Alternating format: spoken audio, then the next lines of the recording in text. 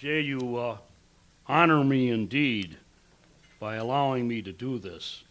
And as you know, my forte is being the 48-minute ad-libber. And I find now that the speaker has so many kudos and has so much credibility that I have to be at a speaker stand and actually read all of the material, otherwise you won't get the full treatment. First of all, I want to say this, we are very fortunate to have a top-notch police department and fire department, no matter what.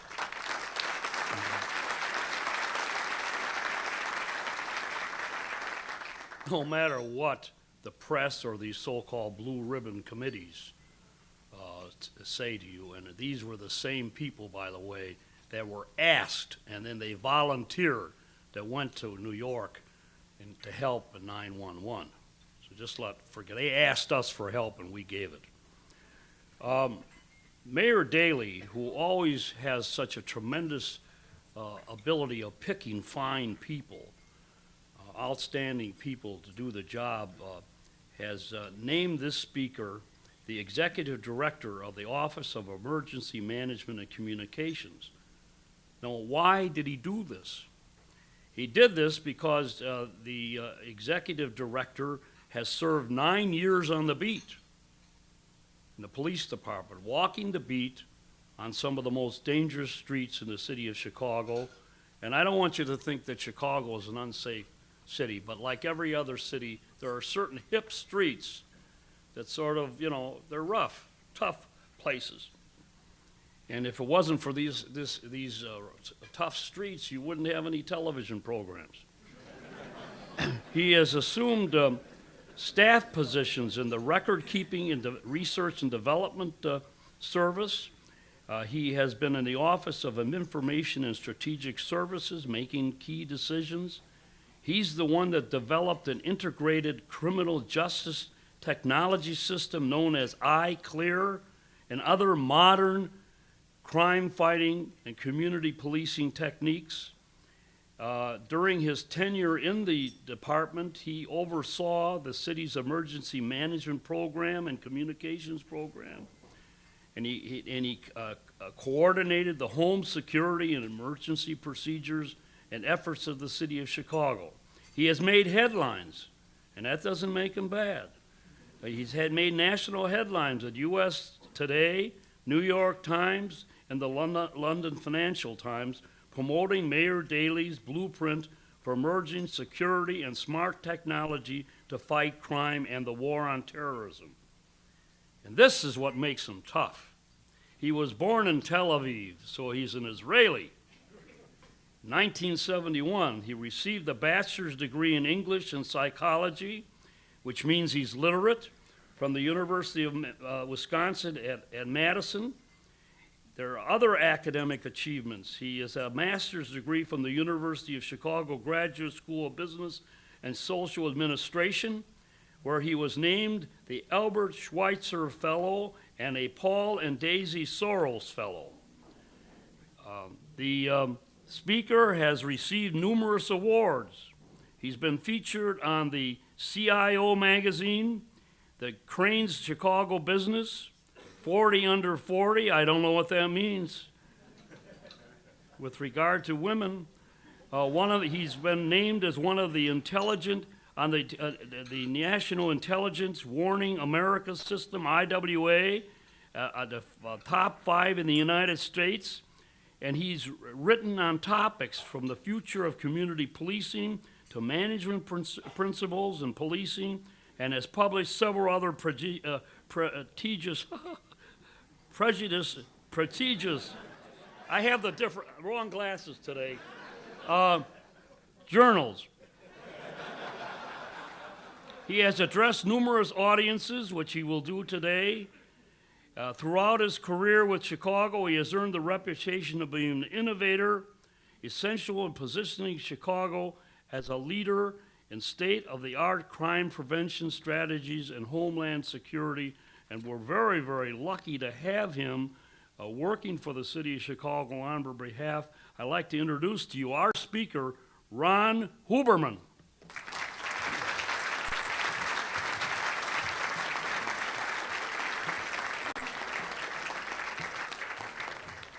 Hey, good afternoon, everyone, and thank you for having me here today. Thank you, Alderman. I think it's going to be a little bit easier to sound eloquent after having your wrong glasses there. So I think that's great. He said I was literate. It doesn't necessarily mean eloquent, so I'll have you be the judge today. You know, as being the youngest commissioner in the city of Chicago, I answer to two authorities. I answer to the mayor, and I answer to my mother. I'm normally not very nervous about doing speeches in public, but today my mother and father are actually right there to the left who came today. And that alone,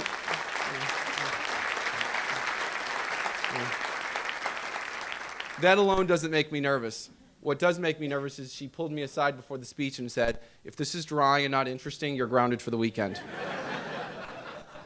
So it adds to the pressure here as I have big plans for the weekend. Anyway, it is an honor for me to be here today at the City Club and to address yourselves and the distinguished members of the organization. You know, when I think of organizations, for those of us who try to get the message out and for those of us who try to follow what the city does, it's civic organizations like City Club that are really meaningful and really give an opportunity for different opinions to be heard. And so thank you very much, Jay, for the invite today, and thank you all for coming. You know, what I'd like to talk to you about today is several things. And specifically, I'd like to talk to you about what the role of the Office of Emergency Management Communications is.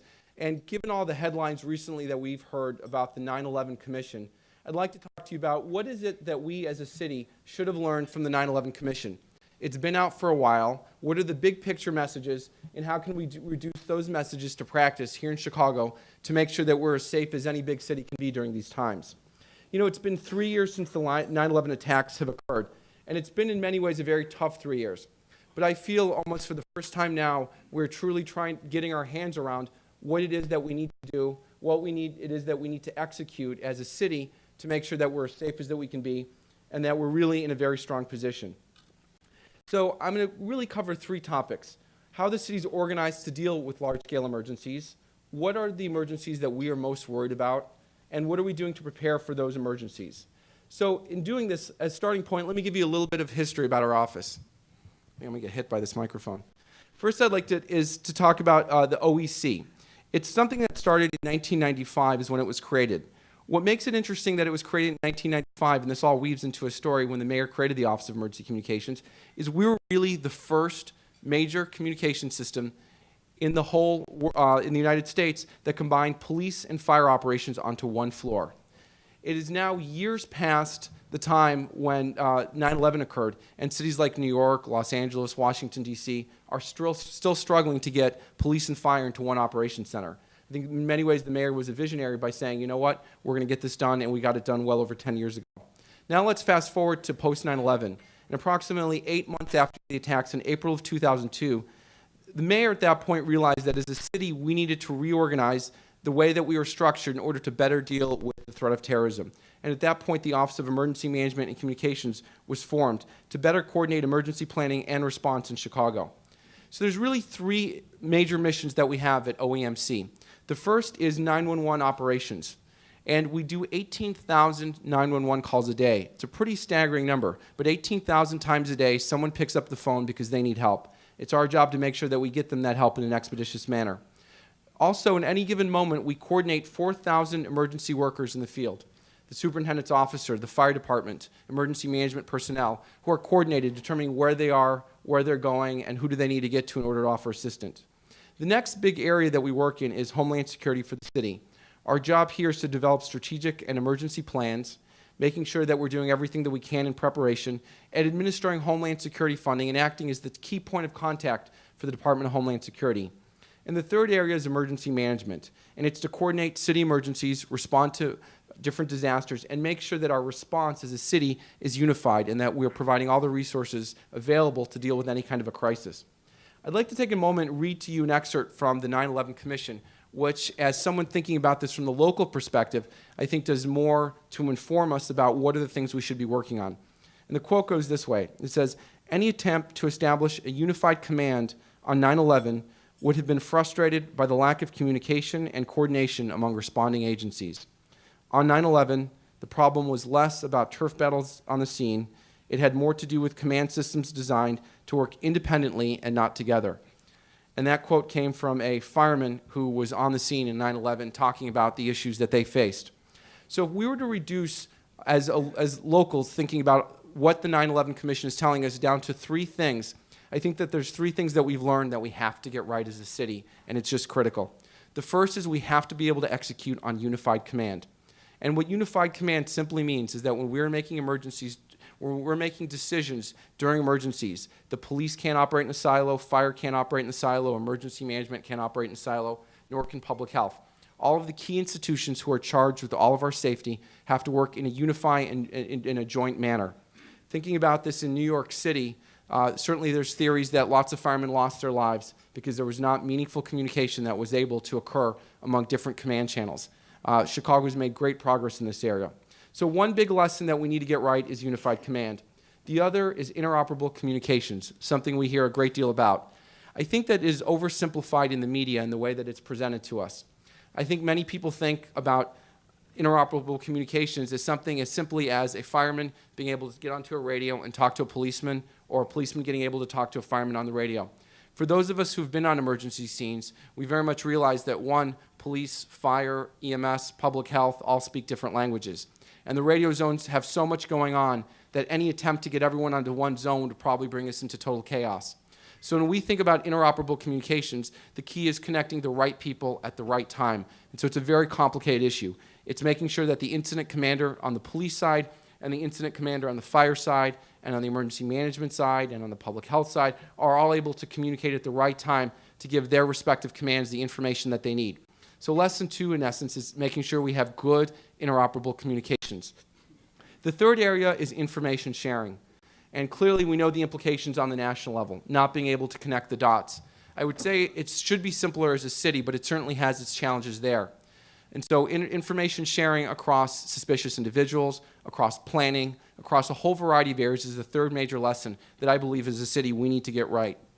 So thinking back now to 8 months after September 11th and the way that the city changed the organization of the city to deal with emergencies, I have to tell you, I'm certainly slower than some, but it really took me a while to get it until after I studied the 9/11 Commission for a while. But I thought about the way we are organized as a city, and then we were reorganized by the mayor at the time, 8 months before the 9/11 Commission came out. But we are the only city in the United States to have the same three responsibilities in the same organization. One, emergency management. At the very core function, what we have to do in emergency management, and what we do is ensure a unified command. We ensure we have all the right people sharing the right information and coordinating on scene. The second thing that we have in the same organization, being OAMC, is we have emergency communications. In every other city, 911 and the emergency communication system exists in a different organization within cities. In Chicago, it's in one organization. And the third is information sharing. And the role of the Office of Emergency Management Communications is to be the key point of contact with local and federal government agencies, our partners, on homeland security agencies. So when I think about how we're organized as a city, I feel really good about it because we have under one institution all of the responsibilities.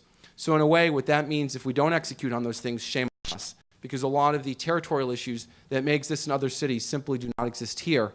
And the way we're organized as a city, I believe, is exactly right on the time to help us get through these specific issues. And I'm going to talk about them in a little more detail. So that's a little bit about how we're managed as a city. Let me talk a little bit about what are the things that we're worried about in terms of terrorism. What's on the horizon potentially, and what is the information that we get. And I really think that there are two things in the very near future that we're worried about, and one has no aha factor because it's something that you can read in the cover of the New York Times on a daily basis. But that is the potential for an attack between now and the elections. If we have learned anything, we should take a look at what happened in Spain, what happened with the embassy in Australia, what happened in the UK. And the lesson there is that the terrorists would simply want to find any way to disrupt our electoral process in our democratic society. So one key worry for us between now and the election is to be as vigilant as we can as a city to make sure that we're doing everything we can to stay as safe as we can. The second area that I think is emerging, and it's something that we are devoting significant time and energy and resources into, is the threat of a biological or chemical attack. This is something that intelligence suggests is something on the horizon. It suggests that terrorist organizations have specific means and capacity to potentially try to carry out these attacks. given how new these kinds of attacks are, and given our lack of experience in dealing with these kind of attacks, it's an area that we're devoting a tremendous amount of energy to on this particular topic. Some of the things that are specifically going on in this area, one is called the City Readiness Initiative. And this is a program that is specifically putting in place personnel, resources, and plans in the event of a crisis to be able to deliver medication to 3 million Chicagoans in a 48-hour window. You can imagine how complicated that is, from moving pharmaceutical stockpiles, to coordinating distribution centers, to getting medications to those people who otherwise could not go to a distribution center. The city's spending on that one initiative through the federal government over $2 million to develop just that one plan. So it's something we take incredibly seriously, and it's something that I believe we've made great progress on in terms of being ready. So those are some of the things we're worried about. So certainly if I was in your shoes as Chicagoan, I would ask the question, what are you doing to prepare? What concretely has the city of Chicago done in furtherance of being ready for these attacks?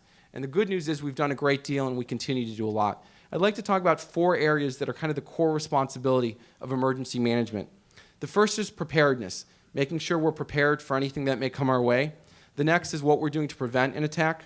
The next is what we're doing in terms of response in the event that we have an attack. How do we respond? And then how do we recover after an attack? These are 4 areas that all have significant responsibilities associated with them, and they're all areas we're making progress on. So the first one is preparedness. This is a really, really difficult issue. And the reason it's difficult is that any scenario is possible. I mean, who would have guessed before 9/11 that you would have aircraft going into buildings? And so therefore, because any scenario is possible, any prevention strategy usually seems pretty reasonable. So the challenge for us here is to build different capacities in different areas. So one of the capacities is how do you extract people from a large building that's collapsed? Whether that building is a train station, an airport, a high-rise, we need to build capacity in different areas. We need to develop a capacity in medical triaging. And when we develop these core competencies in these different areas, it allows us to apply those skills and the lessons learned there to a whole variety of potential emergencies that we may be dealing with. So in terms of preparedness, some of the ongoing efforts that are going, the city has something called the Emergency Operations Plan. And the EOP is a plan that really guides us. It's our guidebook of how do we deal with different emergencies. What Chicago has currently done is that we've contracted with a non-for-profit DC think tank to help us do 2 things. First, to help us think through scenarios we wouldn't otherwise think, and 2, to bring to bear international experts from the UK, from Israel, from Northern Ireland, folks who've dealt with this significantly longer than we have, and bring us their insight to make sure that in our planning process, we're not looking inward, but we're looking outward to determine what could happen and to make sure that we're ready. The next thing that we're doing is we're exercising. And this is really critical. Some of you may have seen some of these exercises that were recently in the paper. We did a joint exercise with the special operations of the police department, the fire department, the Department of Environment were there, and we practice, and we practice, and we're doing this on a monthly basis now. The goal there is to find out not what works, but what doesn't work. When we're done with one of these exercises, my staff or others come in and say, hey, we had a great day, it went really well. I want to kick them out of my office as quickly as they came in.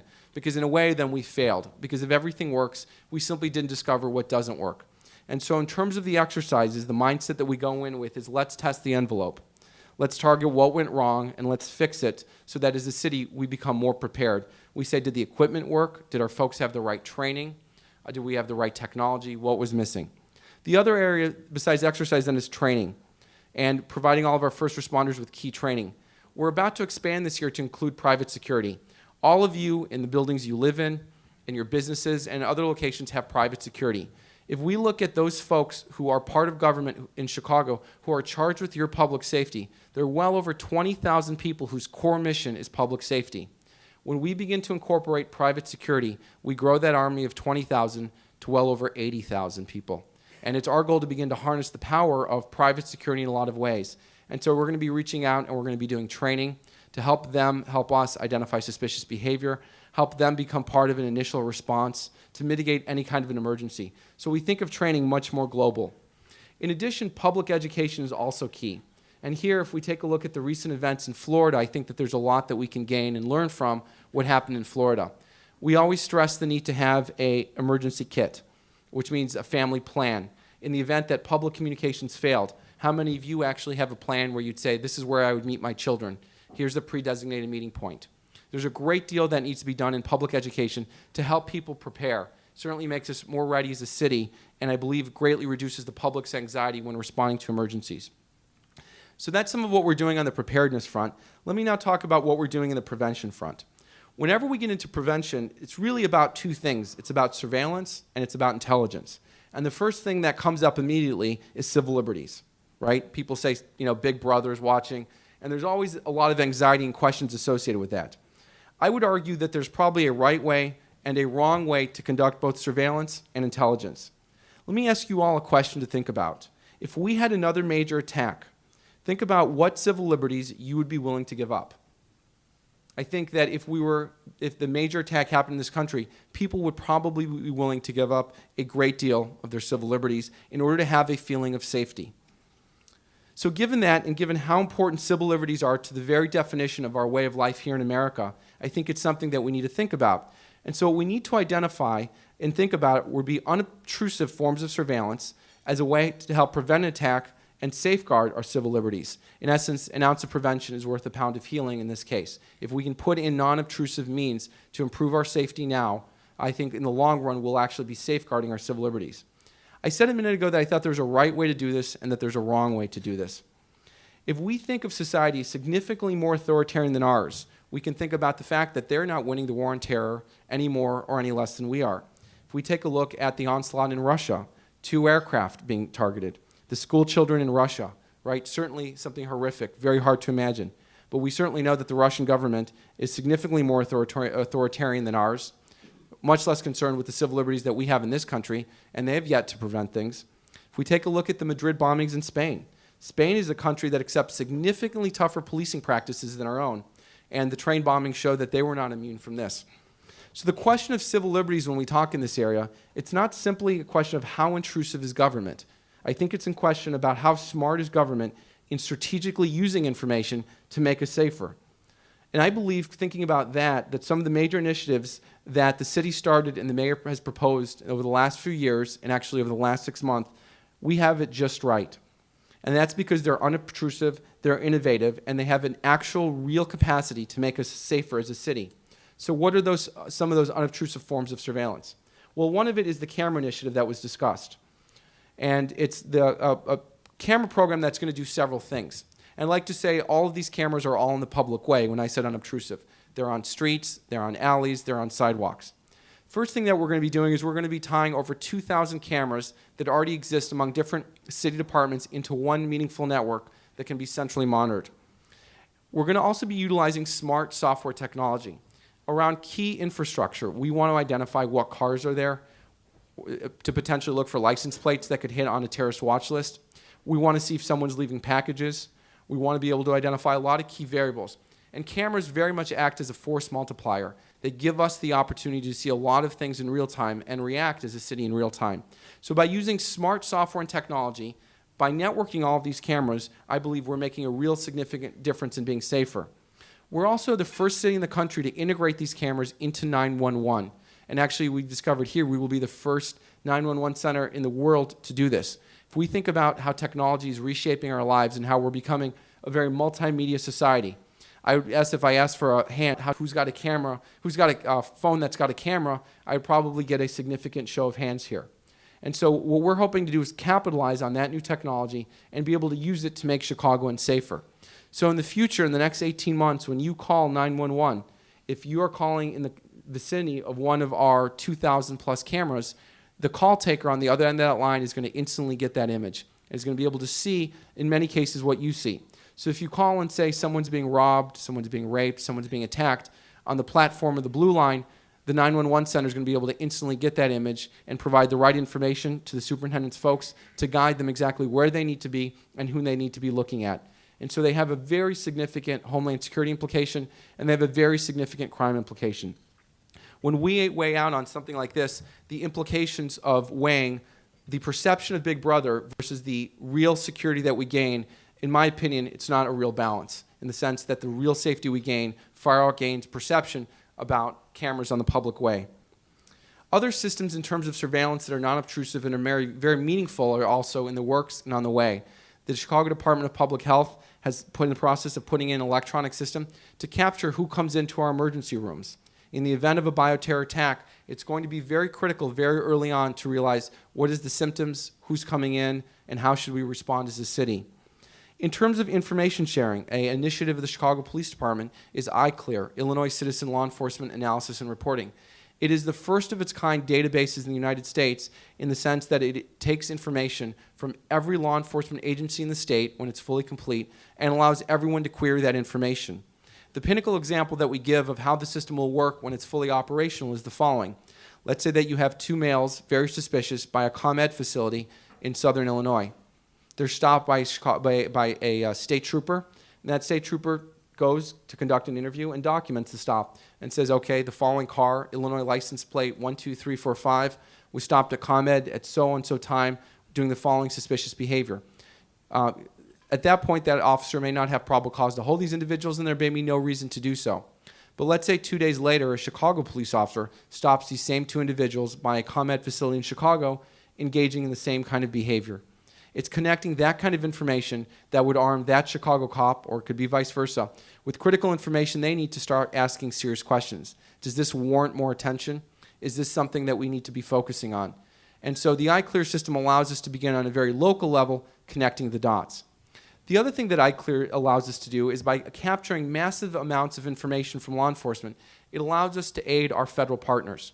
While we don't always get information coming downstream, and that's often a complaint from law enforcement, although it's gotten significantly better since immediately post 9/11, it also allows us to provide our federal partners with a lot of critical information in terms of looking at suspicious patterns and suspicious behaviors that they may want to be privy to. And so it's something, again, that I believe is an unobtrusive technology, but it's a technology that has real value. It makes us safer. It allows us to act in a smarter manner and truly determine behavior that could be terrorist-related versus behavior that could be someone just stopping their car in a place that's by a critical facility. The other area that we've been working on is response. And obviously, if something happens, we need to be prepared to respond to that incident, and we need a meaningful response. And Chicago has really moved light years ahead in this area as well. We have a very sophisticated Joint Operations Center. With a Joint Operations Center, it's a place when during a time of emergency we activate, and all of the city's leadership comes together in this one center to help determine strategically what is the best course of action. At the Joint Operations Center, the superintendent's there, the fire commissioner's there, the mayor's staff, key commissioners from all the departments come together, the utilities are there. We immediately come together, look at all the information, and are able to make, in a very real-time fashion, important decisions of how we're going to manage the emergency. What makes that so critical is what we call the information fog. Early on in every crisis, the one thing that we've learned is there's always a fog of information. You get a ton of misinformation, and it's very hard to get at the root of what is actionable. What is it that we need to do as a city right now to mitigate loss of life and to respond appropriately? By having this area that pulls in all the information and has all the key players, it significantly speeds up our capacity to make those decisions in short order that I think make a real difference. The other thing, the mayor announced a new concept of delivering government service a couple of months ago in the terms of an operations center. When the mayor presented this particular operations center, it was a really interesting idea because the theory is the following, is that we need to bring government agencies together in the way we deal with day-to-day issues. And what that will mean is then when we deal with larger scale issues, all the players are already working together. So the Operations Center, which will be a 24-hour, 7-day-a-week center, will be a place where not only do we monitor the surveillance equipment such as the cameras, but we also monitor and make sure that all city departments are reacting in a unified manner to emergencies. So something as simple as a water main break, for example. It requires traffic control. It requires infrastructure departments to meet together to manage that incident. It requires streets and sanitation to tow vehicles away. So the Operations Center will be doing everything from managing something as simple as a water main break to something as large-scale emergencies. It's something that will be live in this upcoming summer. It will use a great deal of technology, and I think is going to be a really interesting thing to watch because I think what we're going to discover is the speed with which city services are delivered will be greatly enhanced by having that center there. We also have been increasing, will continue to increase the amount of emergency coordinators that we have as a city. These are the folks who go on scene, help ensure unified command, and coordinate all the different city agencies during all large and small emergencies. And what we've discovered is the more people work together in terms of government and the more unified we can make that work, we're able to take what is good service and make it significantly better service. Other areas of preparedness for response that we work with is the capacity with the medical community to design and have meaningful triage if we have large-scale casualties. We have new communication tools in terms of radio systems. We have a lot of new ways to communicate with the public during large-scale emergencies. Some of those systems include an emergency alert system, which allows us to take over the airwaves. I have to tell you, this is one that's very tempting on many a day, but we show restraint here for a true emergency. We have an emergency telephone bank to get information out to people about where you'd find your loved ones. In fact, HIPAA threw us a little curveball there because we could no longer offer people information about what hospitals their loved ones are in. And so we recently partnered with the American Red Cross, who's been a great partner of ours. They are exempt from the HIPAA laws so that we can continue to offer folks information on their loved ones during an emergency. And I cannot tell you how critical this is because, a perfect example, the other day we had a bus accident with 30 people hurt. A lot of families wanted to know, how's my loved one? And luckily, there were very minor injuries, and so people were able to communicate out to their own families. But during a large-scale emergency, the last thing we want to do is put people through prolonged trauma by not knowing where they can go find the loved ones, the status of their loved ones. And so we take this mission very seriously. We have the 911 callback system. We can make 1,000 calls a minute to a geographic area with a reverse message. And we might tell you shelter in place, we might tell you move, but again, it's another way utilizing the phone system to push information back out to people of when an impending emergency is. And finally, the last mission that we've been working on is recovery. And really, recovery is something that's often overlooked. But I think here's something that there's a lesson that we need to take out of the pages of how Israel deals with terrorism. If we think that the primary goal of terrorists is to disrupt our way of life, to the degree that we can recover from any kind of attack, in a very short order is to the degree that we disrupt their capacity to hurt us. In Israel, and we've studied the way they do a lot of these things, one of the things they do is you may have a bomb go off in a store. By that afternoon, the street is cleaned up, the glass is replaced, and if that business can be back in business, they are back in business. And the message that that sends is that our way of life will not be disrupted. So we take recovery as something that we need to think about very proactively so that if we were attacked, the basic services of the city would not be disrupted. It mitigates the economic cost of a terrorist attack, and it ensures that the psyche of the city doesn't go into, so to speak, a spin, because we're able to restore services and keep basic functions going. So some of the things that we look at in the area are obviously all the utilities, working very carefully with the utilities to make sure that we have redundancy, that we have multiple ways to deliver those basic services. We look at the way we interact with the business community regarding notifications, tenant information, the way that we would work with the federal government to bring significant and heavy resources to the city in a short amount of time were we to have an attack. We take a look at debris management and removal. And we take a look at it now because obviously after an attack, it's too late at that point to try to say what contracts would we have in place? How would we have the right tools and equipment in place to deal with these emergencies? And so again, we're trying to get that all done on the front end with the hopes that we never have to use it. So back to the first question I asked, are we prepared as a city? I would say that given these uncertain times, I would say that we are certainly prepared as any large city can be. And with that, I'd like to thank you very much for inviting me. And I'm going to indulge you for 1 second, and I know Jay wants me to open up to questions and answers. A lot of the work that the Office of Emergency Management and Communications do, I'm very lucky because I get to be the face in front of the organization. But I have a tremendous team who put their heart and soul in. And I often say they adopt me as the director because these are folks who see folks like me come and go. But day in, day out, they're the ones who carry out the mission and simply make sure it gets done. So I'm going to have you indulge me for a second while I recognize who these folks are. Ted O'Keefe here, who's a cabinet member on his own right, but he runs the 311 system. And as many of you know, his facility is the backup to 911, which we recently has to use. Ted does a tremendous job, and I know he's here. I just don't see where he's at. Ted? Okay, maybe Ted's not here. Well, in that case, let me tell you the truth about Ted. Yeah. Just joking, but Ted does great. Barb McDonald is here.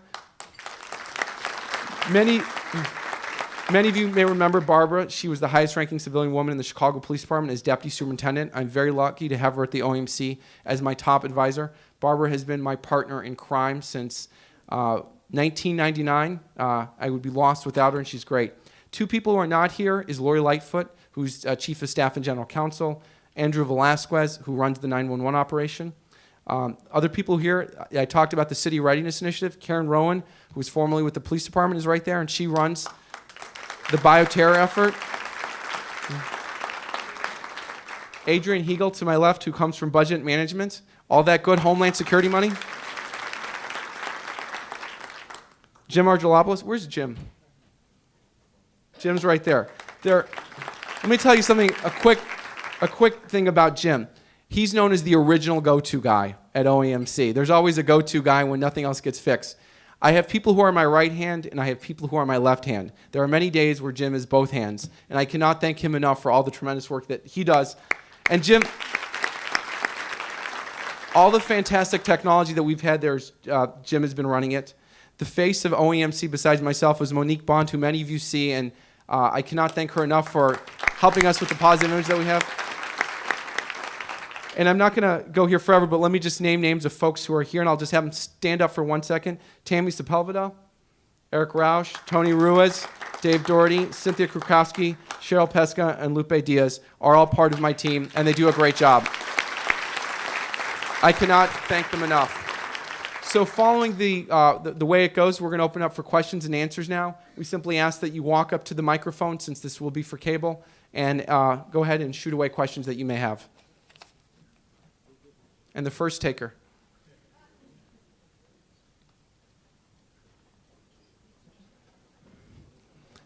Now, I'll remind you, sir, about a little etiquette. You always start with a simple question to warm up. I'm short.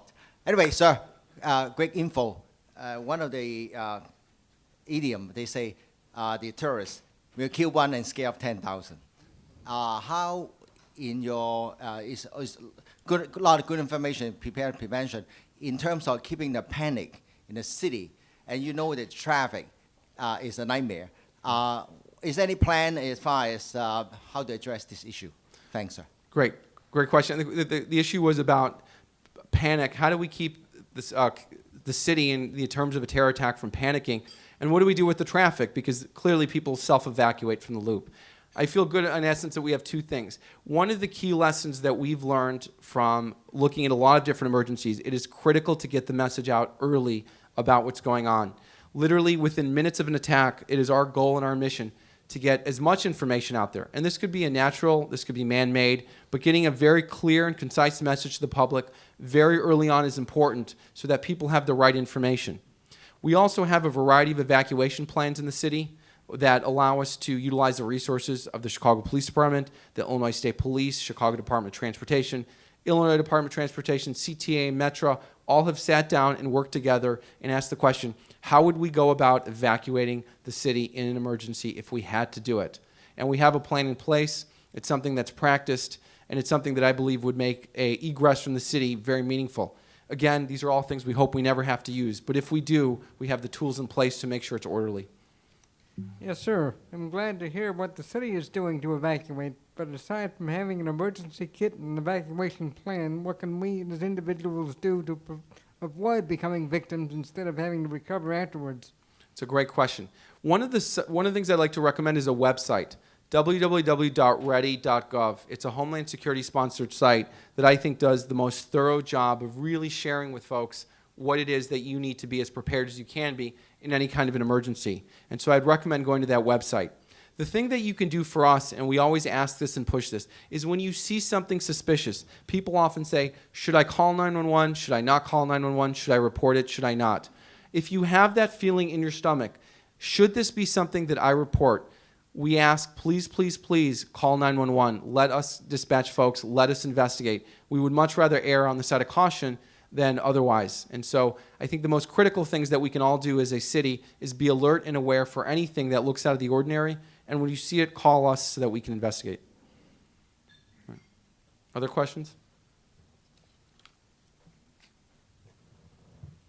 Any questions?